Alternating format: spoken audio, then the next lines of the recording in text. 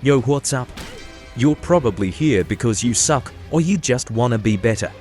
So it'll be telling you the stats and abilities of each killer and tell you how to use them to kill survivors properly. So first, we start with Jason. Jason can be described as a stealth, runner type killer, meaning that you should try to sneak up and run people down with your close-ranged abilities. The first move in Jason's kit, Behead. Behead can close little distance between you and the survivor. It has an 18-second cooldown and gives you slowness for 2 seconds when you hit it. You should use Behead to close distance on a player or to finish them off swiftly, given the fact that there is no kill animation.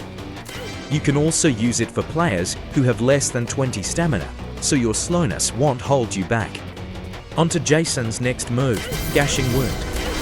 Gashing Wound is probably one of the most satisfying moves to land. It does 50 damage and 70 if enraged. You can use Gashing Wound on sentinels who miss their moves. You can also combine it with Raging Pace. But if you miss Gashing Wound, well, that's on you. And lastly for Jason we have Raging Pace. Raging Pace is a move that lets you keep up with survivors and buffs your moves. When enraged, Behead does 35, Gashing Wound does 70, and your M1 does 25 and lunges you forward. Raging Pace makes you walk faster and regenerates your stamina at a quicker pace. It caps at 90, then after it hits 90 it moves back down to 70. Use Raging Pace when you're in a rush to kill a survivor. You don't need to use Raging Pace regularly whenever your stamina hits 0. Think of Raging Pace as an emergency stamina bar, only use it when you need to. And he'll go over Jason's base stats now.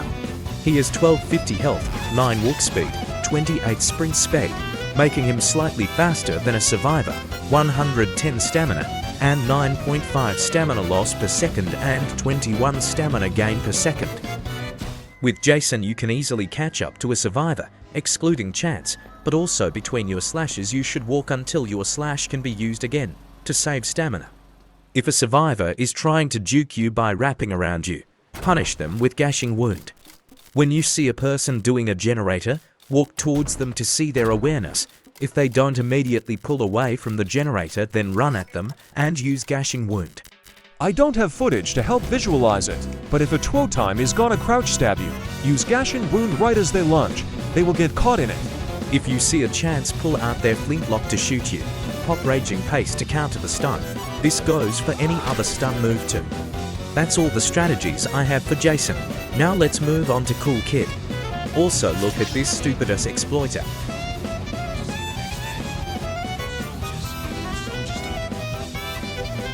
Okay, now let's actually do Cool Kid. Cool Kid is a fast, mid-range killer that has some melee, ranged, and traveling attacks.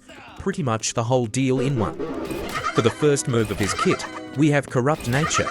Corrupt Nature throws a pebble. If a survivor is hit by it, they are highlighted for a few seconds and they get slowness 1.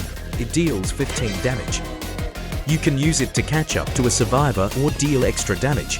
It can go through walls, so if you're lucky you can get damage off of that too.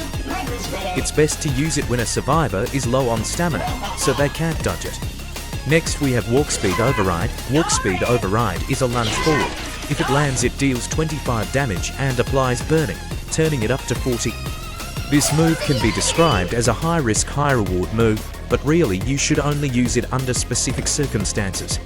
Try to use it on a survivor when they have 0 stamina or when in a narrow pathway. It's very punishing to miss it. It ends the chase most of the time you do, so be careful with it. Next, we have Pizza Delivery. Pizza Delivery is a simple move. It summons 2 minions. These minions can wander and hit a survivor, giving them burning and heavy slowness, and highlighting them.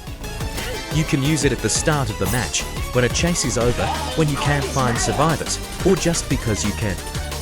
Now let's go over Cool Kid's stats. He has 800 health, 7.5 walk speed, 28 sprint speed, 9.5 stamina loss per second and 21 stamina gain per second. Cool Kid is generally an easy killer to play. You just rush down survivors and take them off guard, also being able to switch targets because he can kill a survivor in seconds given the right conditions.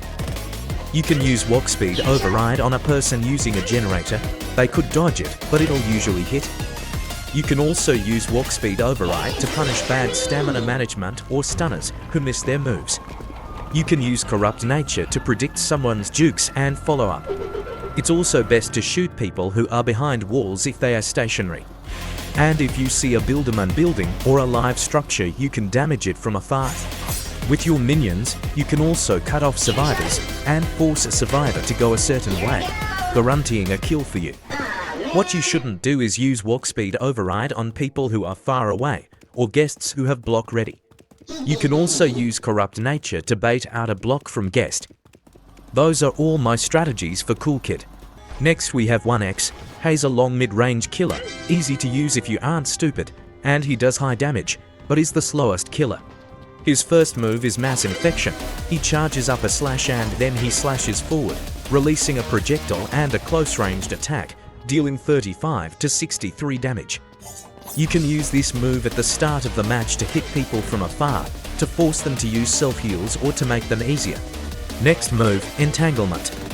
You throw a sword forward and you stun anyone who gets hit by it. The survivor who it hits has to click some pop-ups to get free. You also get speed for 3 seconds if you hit it. For the next ability that 1x has, we have Unstable Eye. For Unstable Eye, he cuts his eye and he gets highlights of every player, getting speed 1 for 6.5 seconds and blindness 3 for 6.5 seconds. And lastly, we have Rejuvenate the Rotten. For every player you kill, you revive a minion. The minion revives at the same position you killed the player. To summarize it, you just revive all your victims as minions. The minions being highlighted can show you where people are and they can kill people, being able to run somewhat fast for a minion. You can also kill each minion for speed 1. They stack all the way up to 3 and lasts for 10 seconds. For his base stats, he is 26 sprint speed, making him the slowest killer, 1100 health, 21 stamina gain per second and 9.5 stamina loss per second. His base stats also emphasize the fact that you have to use your abilities to keep up, or you lose. At the start of a match, you can use Unstable Eye, then Entanglement, then Mass Infection to take out most of a player's health early, or hit crowds. If you're struggling to close distance within a chase, use Entanglement to keep up. You could also combine Entanglement and Mass Infection to do 73 damage to a player, stun them, then get close to use Mass Infection. And a super good strategy, save RTN for LMS. You can kill the minions for speed and rush down the survivor. It'll make things way easier. And those are all my strategies for 1x. Now we have John Doe. John Doe is a pretty difficult killer to use, but nonetheless, he's pretty good. For the first move in his kit, we have Corrupt Energy. Corrupt Energy releases 26 spikes, but does 12.5 damage per spike. When a spike hits a player, John Doe gets speed 1 for 7 seconds. Corrupt Energy is pretty good for closing distance, given the speed boost, or blocking off paths. I rarely use Corrupt Energy to block off paths though. For the next move, we have Digital Footprint. Digital Footprint is a trap move if a survivor steps in it. John Doe gets speed 1 for 10 seconds, while the survivor gets inflicted with Corrupted 1 and slowness for 10 seconds. John Doe and the survivor get highlighted to each of the 2. And lastly, we have the 100 for Error, basically just a highlight ability, nothing special. So first, some people have an issue about Corrupt Energy blocking their vision. You can Spike Flick to get rid of that. To Spike Flick, you just turn around while using Corrupt Energy and then flick back around when you'll hit the survivor. Spike flicking is also good to catch survivors off guard and making it unpredictable. And at the start of the game, make sure you rig every narrow pathway or common looping spots with Digital Footprint. Make it a habit. You also want to place Digital Footprint on objectives, items like medkits, dark areas, or common grouping spots. And lastly, we have stamina management tips so you can stop being ass at chasing survivors. A common thing pro survivors do, they sprint when you sprint, and walk when you walk.